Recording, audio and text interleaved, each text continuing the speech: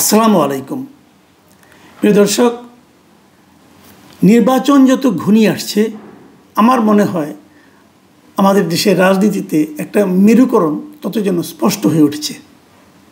এতদিন মনে করা হচ্ছিল যে জামায়াতের সঙ্গে এনসিপির বুঝি একটা খুব আত্মিক সম্পর্ক আছে। জামায়াত যা বলে এনসিপি তাই করে, অথবা এনসিপির বিভিন্ন প্রোগ্রামকে সফল করার জন্য জামায়াত অথবা ইসলামী ছাত্র শিবিরের লোকজন সেখানে যে হাজির হয়, এরকম আমরা অনেক ঘটনা দেখেছি।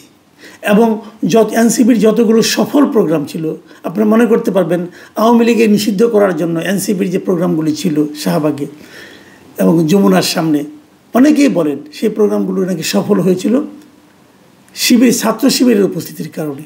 তারা যখন বিভিন্ন জেলা পর্যায়ে যে প্রোগ্রাম করলো, সেখানেও নাকি ছাত্র শিবিরের লোকজন বিপুল উপস্থিতি ছিল তাদের সব প্রোগ্রামকে সফল করার জন্য। এবং অনেকে এমনও ভেবেছিল আগামী নির্বাচনে হয়তো তাদের মধ্যে একটা জোটও হতে পারে।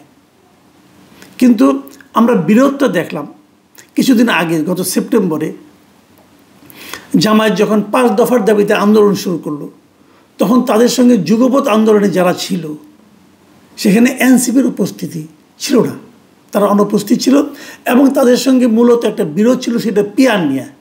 এনসিপি বলছিল তারা পিআর পদ্ধতিতে চায়, পিআর পদ্ধতির বাস্তবায়ন চায় উচ্চ কক্ষে।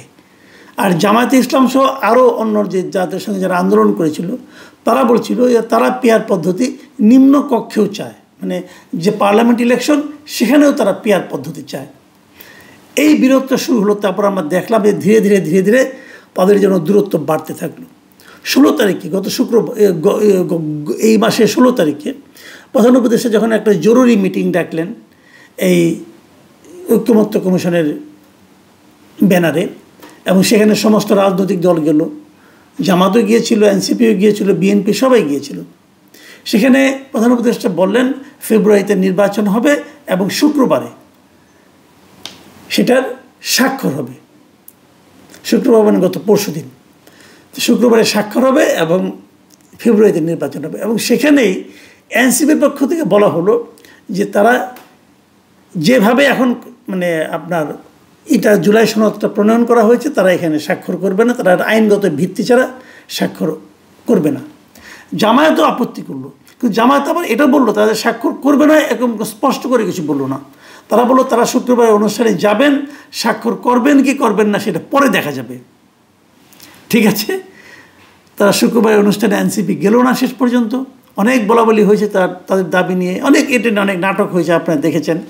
এবং শেষ পর্যন্ত এনসিপি সেই প্রোগ্রামে যায়নি, জামাত গিয়েছে এবং স্বাক্ষর করেছে। এবং এই যে জিনিসটা হলো, জামাত গেল এবং স্বাক্ষর করলো, তার মানে বোঝা গেল এনসিপি কিন্তু আসলে এখন একেবারেই আলাদা হয়ে গেল। এবং শুক্রবার দিনই স্বাক্ষরের পরে এনসিপির আহ্বায়ক নাহিদ ইসলাম উনি বলেছিলেন, একটা বিবৃতি বলেন উনি, যে কিছু রাজনৈতিক দল ঐকমত্যের নামে জনগণের সঙ্গে প্রতারণা করে কাগজে সই করেছে। এই কথাটা নাহিদ ইসলাম শুক্রবার দিন বলেন। এবং তারপর দিন শনিবার দিন তাদের কার্যালয়ে ওনারা একটা প্রেস কনফারেন্স করলেন। এবং সেই প্রেস কনফারেন্সে ওনারা বললেন যে গতকালকে যে অনুষ্ঠানে গিয়েছিল যারা, এবং তারা যে প্রক্রিয়ায় স্বাক্ষর করেছে, তারা গণ অভ্যুত্থান থেকে এবং জনগণ থেকে তারা ছিটকে গিয়েছে। মানে যারা স্বাক্ষর করেছিল তারা ছিটকে গিয়েছে। এখন এটা ওনারা কাকে উদ্দেশ্য করে বললেন? যে 25টা দল 24টা দল যারা সিগনেচার করেছে সবাইকে বললেন, নাকি বিএনপিকে বললেন, নাকি জামাতকে বললেন? অনেকে মনে করে এটা বেসিক্যালি এই ইঙ্গিতটা জামাতকে প্রতি প্রযোজ্য, কারণ জামাতের সঙ্গে তারা একসঙ্গে ছিল, মাঠে ময়দানে ছিল, আন্দোলনের ময়দানে ছিল। তারা স্বাক্ষর করে তারা যেন এই গণ অভ্যুত্থানের যে চেতনা সেখান থেকে বিচ্ছিন্ন হয়ে গেছেন। এই হলো নাহিদ ইসলামের মানে বক্তব্য, মূল্যায়ন। এই পর্যন্ত শেষ না, আজকে আরেক দফা। আজ নাহিদ ইসলাম তার ফেসবুকে যে পোস্ট করেছেন, সেখানে উনি এমন কিছু কথা বলেছেন, বোঝা যাচ্ছে যে জামাতের সঙ্গে তাদের বিরোধটা এখন আসলে তীব্রতর অবস্থায় এসে গেছে। এবং নাহিদ ইসলাম মূলত যে কথাটা বলার চেষ্টা করেছেন যে জামাত যে পিআর নিয়ে আন্দোলন করছে, এটা হচ্ছে এক ধরনের রাজনৈতিক প্রতারণা। খেয়াল করুন, রাজনৈতিক প্রতারণা। আমি যদি ওনাদের মানে পোস্ট থেকে কিছু নিয়ে আপনাদের পড়ে শোনাই, তাহলে ব্যাপারটা আপনারা বুঝতে পারবেন। তিনি লিখেছেন যে এই যে মানে পিয়ারের যে আন্দোলনটা, উনি বলছেন যে এই আন্দোলনটি ইচ্ছাকৃতভাবে গঠিত হয়েছিল ঐকমত্য কমিশনের সংস্কার প্রক্রিয়া ভ্রান্ত পথে চালিত এবং জনগণের অভ্যুত্থানের পরিপ্রেক্ষিতে রাষ্ট্র ও সংবিধান পুনর্গঠন সংক্রান্ত জাতীয় সংলাপ ভিন্ন খাতে প্রবাহিত করার জন্য। মানে ঐকমত্য কমিশন যে সংস্কার প্রক্রিয়া শুরু করতো, এটাকে ভিন্ন খাতে প্রবাহিত করার জন্যই জামাত ইসলামী এই পিয়ার আন্দোলনটা শুরু করেছিল। এটা কিন্তু একটা ভয়ঙ্কর অভিযোগ, কিন্তু যে অভিযোগ নিয়ে জামাত অগ্রসর হচ্ছে সেই অভিযোগটাকে বলছে যে টোটাল সংস্কার প্রক্রিয়াকে নাকি এটাকে ভিন্ন খাতে প্রবাহিত করছিল। এবং শুনুন তারা কি বলছে।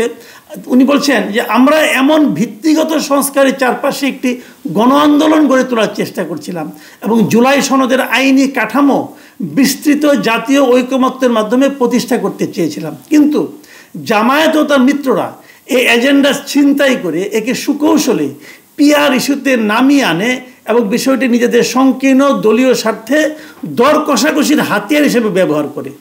তাদের উদ্দেশ্য সংস্কার ছিল না, বরং ছিল কৌশলী প্রতারণা। মানে ওনারা বলতে যাচ্ছেন জামাতের যে পলিটিক্সটা, সেই পলিটিক্সটা আসলে সংস্কারের যে দাবিটা, সেই দাবিটারই যে মৌলিক যে দৃষ্টিভঙ্গিটা তারই বিরোধী ছিল। এবং তারা ওখানে আরও বলেছেন, উনি আরও বলেছেন যে জামায়াত কখনোই সংস্কারমূলক আলোচনায় অংশ নেয়নি, না জুলাই অভ্যুত্থানের আগে না পরে। তারা কখনোই কোনো গঠনমূলক প্রস্তাব দেয়নি, কোনো সাংবিধানিক দৃষ্টিভঙ্গি উপস্থাপন করেনি এবং একটি গণতান্ত্রিক প্রজাতন্ত্র প্রতিষ্ঠার প্রতিশ্রুতিও দেয়নি। এই যে বিষয়গুলো, জামাতের যে আদর্শিক বিষয় নিয়ে সে যে প্রশ্ন তুলল, এই প্রশ্নটা কিন্তু আমি মনে করি জরুরি। হয়তো তাদের মধ্যে কোনো একটা হিসাব নিকাশে উল্টাপাল্টা হয়েছে, হিসাব নিকাশে গরমিল হয়েছে, সেটা নিয়ে আমার কোনো কথা নেই। কিন্তু কথাটা হলো যে মানে লজিকটা, যে শব্দগুলো, যে ব্যাখ্যাটা নাহিদ ইসলাম দিচ্ছে, সেই ব্যাখ্যাটাকে আপনি ইগনোর করবেন কিভাবে? এবং এই ব্যাখ্যাটা কারা দিচ্ছে? জুলাইয়ের সংস্কার বিষয়ে জামাতের যে ভূমিকা ছিল না, জামাত যে আসলে একটা কৌশলী ভূমিকা নিয়েছিল, জামাত যে প্রতারণা করেছে, এই ব্যাখ্যাটা কে দিচ্ছে? একসময় তাদের ঘনিষ্ঠ সহযোগী যে এনসিপি, তারাই দিচ্ছে। অনেকে বলে থাকেন তাহলে জামাতকে, এদেরকে জামাত, অনেকে বলেন জামাত নাকি মিত্র হিসাবে খুবই অবিশ্বস্ত, এটা অনেকে বলেন, আমি জানি না। এবং বলেন এইভাবে যে জামাত একসময় বিএনপির খুবই মানে বিশ্বস্ত মিত্র ছিল, দীর্ঘদিন রাজনীতি করেছেন, তারপর জামাত সেখান থেকে সরে এসে এখন বিএনপির প্রতিদ্বন্দ্বী হয়ে গেছেন এবং এই বিএনপির সঙ্গে প্রতিদ্বন্দ্বিতা করতে যেয়ে তারা এনসিপির সঙ্গে গাঁটছড়া বেঁধেছেন এবং তারপরে এনসিপিকে ব্যবহার করেন, এনসিপিকে ছুঁড়ে ফেলে দিয়েছেন। এই সমস্ত কথা বলা হয়, বাট বাস্তবে কি, এটা মনে হয় আগামী কয়েকদিনের মধ্যে আরও স্পষ্ট হবে, আমরা দেখব। কারণ আমার মনে হয় এই রাজনৈতিক নেতৃবৃন্দের নানা ধরনের কথাবার্তার মধ্য থেকে কিন্তু অনেক কিছু বেরিয়ে আসবে। আপনারা চোখ কান খোলা রাখুন, বুঝতে পারবেন যে রাজনীতি কোন দিকে যাচ্ছে। প্রিয় দর্শক, এখন এ পর্যন্তই। আল্লাহ হাফিজ।